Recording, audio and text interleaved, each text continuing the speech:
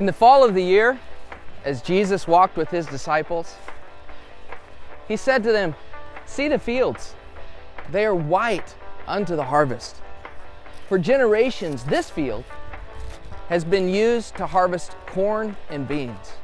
But this is the last year that this field will be utilized for that kind of harvest." For the Lord was talking about a harvest of souls, men and women for God. And it is this fall that this field will be transformed into a place for the harvest of men and women unto God. I can't wait to see the harvest that God will bring in from this place.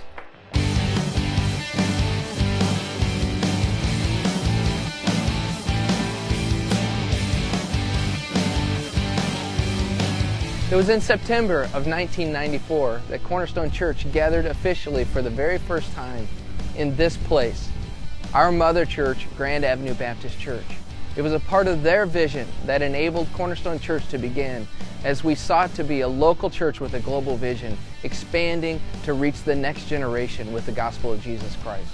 But even before we met in this place, on a Sunday evening, we had already taken a 5-week mission trip, 25 of us, to Albania, because we were already beginning to have a heart for what God wanted to do, not only locally and on our campus and around the region, but to the ends of the earth, internationally.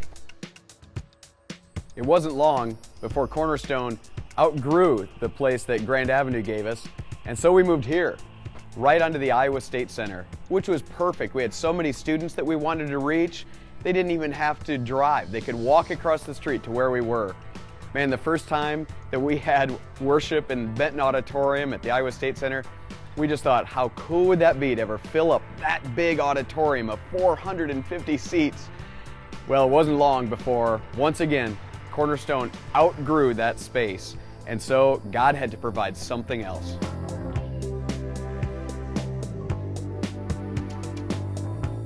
For the first several years, Cornerstone Church was known as the Student Church.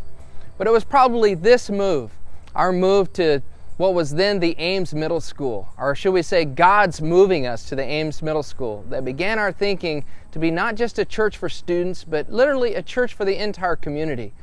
This auditorium held over 600 people, and as we began to meet here, God continued to bless us as He brought Ames families and community people to this church that met in this place, the Ames Middle School.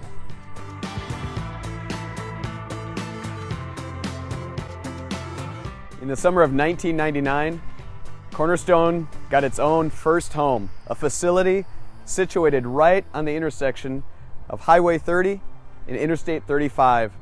Again, God was going ahead of us, already planning the spot for us to become more of a regional church, being able to pull people from communities all around Ames.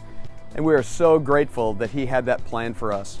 We started with a worship center, just enough place for us to do what we love to do, worship the Lord Jesus Christ and receive biblical teaching. But it wasn't long before we began to outgrow that. And having this spot allowed us to build on an education wing for all the children that God was bringing to us. From there, we ended up building on a gymnasium and offices, little knowing that we would need those things, one for an upward ministry, being able to reach into more homes through basketball, using that gym to pull in more people into this community of faith called Cornerstone. And then from there, we kept growing, and so who would have guessed when we built that gym that it would become a worship center? But that's what it's become for us. And so God has continued to go before us, blessing us in ways that we couldn't even anticipate that we were going to need. But we are so grateful for the home that He's given us out here for Cornerstone Church.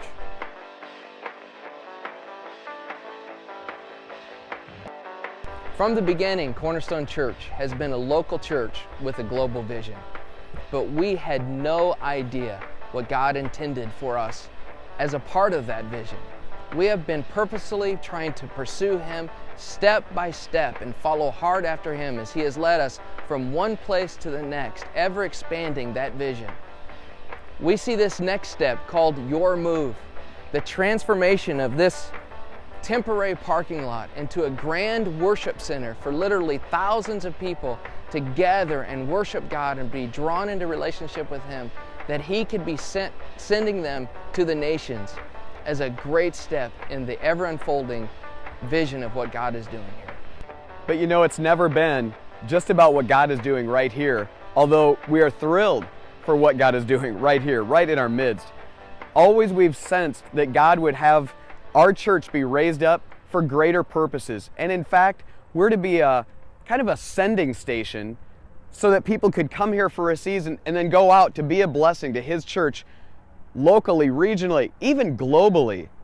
Situated right here, we have the joy of welcoming in so many Iowa State students. They're here for a short time, but God uses this church to mature them, deepen them in faith, and then send them out to be a blessing all around the world. To date, in fact, over 700 people have even tasted international ministry because of what's going on here. Oh, we're thrilled to find our rightful place in the greater purposes of God and to be a sending station, a training station for God's greater global purposes.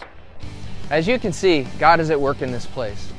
But the real question is, will you cooperate with the vision that God has placed before you today?